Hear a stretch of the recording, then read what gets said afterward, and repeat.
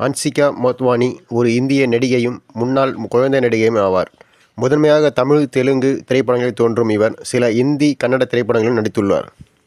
இவர் இயற்பெயர் ஹன்சிகா பிரதீப் மோட்வானி. இவர் பிறப்பு ஆகஸ்ட் 9, 1991. இவர் பிறந்த இடம் மும்பை, மகாராஷ்டிரா. வேறு பெயர் சீமா மோட்வானி. இவர் செய்யும் தொழில் நடிகை, வடிவழகி.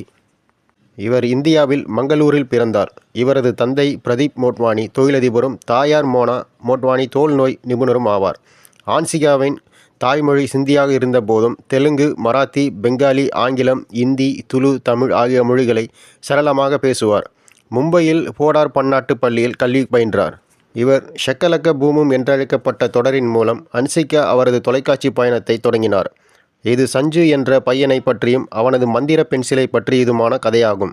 அதே நேரத்தில் தேஸ் மெயின் நிக்லா ஹோகா தானத் என்ற இந்தி தொடரில் குழந்தை நட்சத்திரமாக ஹன்சிகா நடித்துள்ளார். இதற்காக ஸ்டார் பரிவார் விருதுகளும் விருப்பமான குழந்தை விருதை அவர் பெற்றார். கோய் மில் கயா திரைப்படத்தில் வரும் குழந்தைகளில் ஒருவராக நடித்திருந்தார். ஹன்சிகா பூரி ஜெகநாத்தின் தெலுங்கு திரைப்படம் தேசமுதுருவில் அல்லு அர்ஜுனுக்கு ஜோடியாக நடித்து கதாநாயகியாக முதலில் அறிமுகமானார். இது குற்றப்பத்திரிகை நிருபர் ஒருவர் ஒரு சன்ஷாவின் மேல் காதல் கொள்வதை பற்றி திரைப்படமாகும். இதில் சன்ஷாவாக ஹன்சிகா நடித்திருந்தார்.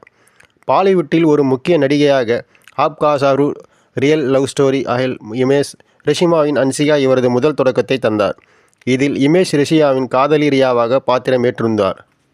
29 ஜூன் 2007 அன்று இத்திரைப்படம் வெளியானது. இத்திரைப்படம் இடைப்பட்ட வெற்றியை கொடுத்தது. இதன் பின்னர் ஹீ த ஒன்லி ஒன் என தலையிடப்பட்ட இந்தி திரைப்படத்தில் அவரது குடும்பத்திற்காக பழிவாங்கும் தயக்கமற்ற ஒரு கொலைகாரி பாத்திரத்தில் நடிக்க கையெழுத்திட்டிருந்தார். இவர் நடிகர் தனுஷுடன் மாப்பிள்ளை திரைப்படத்தில் நடித்ததன் மூலம் தமிழில் அறிமுகமானார். பின்னர் எங்கேயும் காதல், வேலாயுதம், ஒரு கல் ஒரு கண்ணாடி போன்ற தமிழ் திரைப்படங்களும் நடித்திருக்கிறார்.